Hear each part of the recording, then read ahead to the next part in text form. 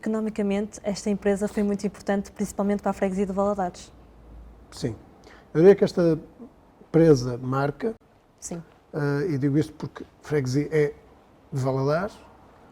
Hoje, se quiséssemos registrar a marca Valadares, não podíamos, curiosamente, é proibido pela lei. Pois? Eu só posso dizer, chegamos primeiro. Portanto, o que se pôs para nós foi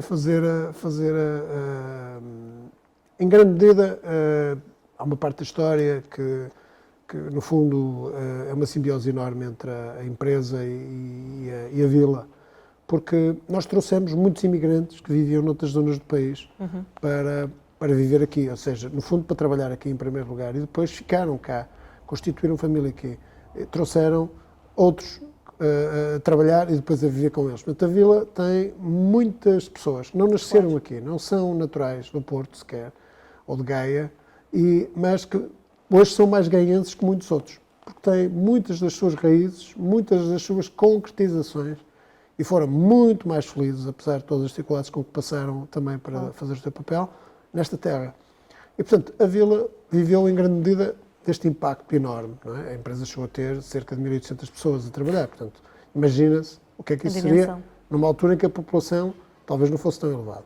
Mas, depois, à volta, foi-se construindo uma realidade ao nível do comércio, ao nível da componente de serviços também, que estava intimamente ligada com a empresa. Eu posso dizer, dar uma nota interessante, que é a Cerâmica de Valadares, numa dada fase, era importantíssima do ponto de vista do desporto na localidade, porque o seu grupo desportivo permitia que a empresa tivesse equipa de ciclismo, equipa de hóquei ou equipa de futebol.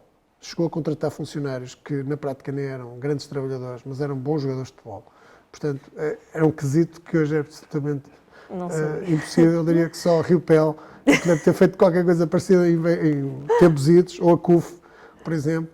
Mas a Valadares e o Valadares e a Vila de Valadares, a dado ponto, eram quase a mesma comunidade.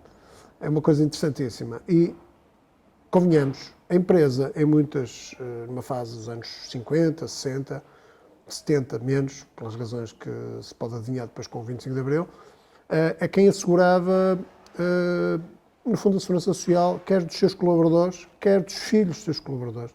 Muitos dos nossos atuais colaboradores que pertenceram a essas famílias tiveram a possibilidade de estudar, de tirar um curso, de aprender a ler e a escrever, coisa que muitos dos colaboradores da época não sabiam. Sim. E nesse ponto a empresa financiou, ajudou, e, digamos, apoiou os seus, na altura, colaboradores, a sentirem um nível de conforto e um nível de realização que não eram, que hoje pareciam absolutamente, diria, não, quem faz isso é a Segurança Social, quem faz isso é o Estado, realmente o Estado do país não é muito bom por causa disso, é porque realmente as empresas, é algo que se desconhece, ou pelo menos não se valoriza, pelo menos, as empresas são, porventura, a última célula da sociedade onde todos nós, além de nos realizarmos com coisas que fazemos, aprendemos valores que hoje já não temos em casa e que não temos na escola. E as empresas deviam estar, digamos, a ajudar muito, e ajudam, mesmo que não queiram, porque têm mesmo que o fazer, têm que preparar as pessoas para serem bons profissionais e boas pessoas também, têm que o fazer, porque senão não conseguem ir buscar ninguém a lado nenhum, mas a verdade é que estão a fazer o papel que o Estado, a sociedade deveria fazer. E hoje a sociedade, o nível de egoísmo que a sociedade tem, não permite isso. E depois também o nível de radicalismo que hoje se coloca em muitas questões que dizem respeito à sociedade. Portanto, a empresa, e aqui é bom dizer isto, a empresa não ensina, as empresas educam, dão basicamente não só a formação e as competências, mas acabam por dar, em muitos casos, as experiências vividas pelos nossos colaboradores que lhes mostram como é que eles têm que se comportar, como é que é uma organização, como é que eles em sociedade se devem comportar. Ora bom, esse papel é histórico na Cerâmica de Valadares. E estamos a falar de uma época em que as pessoas tinham muito menos acesso à formação e tinham um contexto social muito mais débil.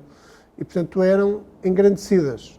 E, por isso, é nessa fonte de a relação da empresa e dos colaboradores com aquilo que é o trabalho, a condição laboral, que deu hoje, ou dá hoje, o cimento, a cultura que a empresa tem, porque realmente sempre foi assim. Como eu disse há pouco, a dado ponto eram as pessoas que geriam a empresa, sem saber que o estavam a fazer, engraçado. Mas, porquê? Porque era a casa delas, era a vida delas, em grande parte do tempo, e, portanto, nesse ponto, isso advém, efetivamente, da empresa numa dada fase as ter ajudado de facto. Portanto, elas sentiram-se sempre muito ligadas à empresa, agradecidas com tudo que aconteceu a si, aos seus e à sua família, por relação muito forte que a empresa teve com eles quando os teve que ajudar. Ora, isso mantém-se. Quando algum dos nossos colaboradores tem uma dificuldade, a empresa, em geral, é o primeiro suporte que eles têm para poderem respirar um bocadinho e resolver as suas coisas sem terem questões mais complicadas, que normalmente na sociedade de hoje, então, são muito difíceis de debelar. Não é? Muito bem. Bom, portanto, resumindo, a vila e todo o enquadramento e a sociedade, as pessoas que se montaram à volta deste perímetro e que influenciam muito aquilo que hoje é Valadares, penso, resulta muito disto. Portanto, eu acho que Valadares, um pouco Gaia, também tem uma cultura que de algum modo foi influenciada, um bocadinho influenciada, por tudo que se vivenciou na empresa. Acha que o ensino académico prepara bem as pessoas para este ambiente empresarial? Não prepara totalmente bem. O ensino... primeiro, ainda bem que falo em ensino, porque o que acontece é que nós temos hoje um Ministério da Educação, mas o Ministério da Educação, diria que era aplicável na União Soviética, provavelmente, onde as pessoas tinham que ser mentalizadas para serem de tal modo. O Ministério do Ensino devia ensinar, grosso modo, e o que é ensinar é, basicamente, facultar aos alunos, de todos os níveis, os conhecimentos que o homem adquiriu nas várias frentes, desde a área mais cultural até a área mais científica. E municiar-lhes a sua própria liberdade e criatividade de interpretar e de vivenciar um pouco o que se vai aprendendo. O que o ensino faz, neste caso a educação faz, é carregar os alunos com conhecimentos que eles nem sabem para que é que servem e nem sabem o que é que eles vão de fazer. Portanto, é quase como quem em nossa casa acumula uma data de livros, uma data de fotografias, uma data de catálogos, sabe-se lá do que é, e um dia olha para aquilo tudo, mas como é que eu fui capaz de acumular isto tudo? Isto serve para quê? Vai tudo para o lixo. É o que fazemos no ensino normal, é deitar fora uma boa parte de coisas que eram fundamentais, com pessoas em particular, já não digo com profissionais. Ora bem, o que acontece? As empresas, quando alguém vem do ensino superior em particular, vem, e Portugal tem um problema que hoje já não é tão grande, mas foi grande no passado, que é uma questão de estatuto. Eu sou o doutor, eu sou o engenheiro, eu sou este, eu sou aquele, e na realidade não são nada. Quando entram numa empresa não são quase nada, não é? Não são nada, não são quase nada. São mais um elemento e uma pessoa que vai colaborar. A única coisa que os distingue é que se calhar vão ter um lugar de responsabilidade maior do que uma pessoa que, por acaso, sabe muito mais do que ele, mas que está hierarquicamente abaixo.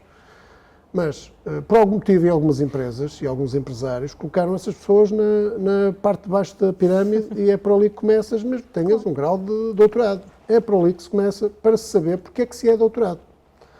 Que é aquilo que as pessoas depois não sabem quando acabam de tirar um doutoramento, por exemplo, para dar um exemplo.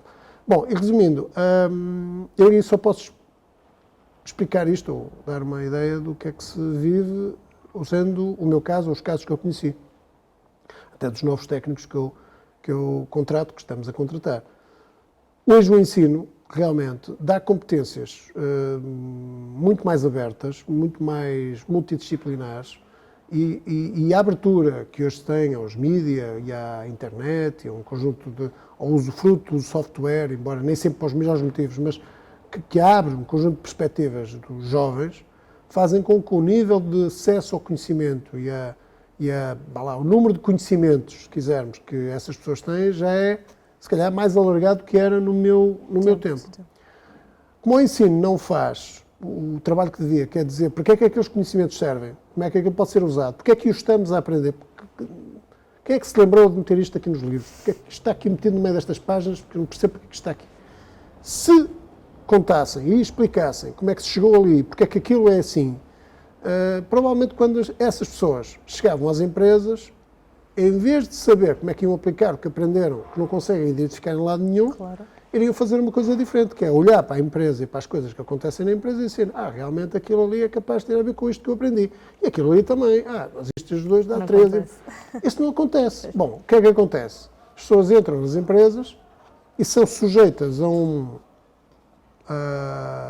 às vezes, a uma humilhação, a uma situação absolutamente assustadora de se estar a contar que elas saibam as coisas e afinal a menina andou a estudar para quê? Não sabe nada. Então, o que é isso? Não, vá lá estudar outra vez e tal.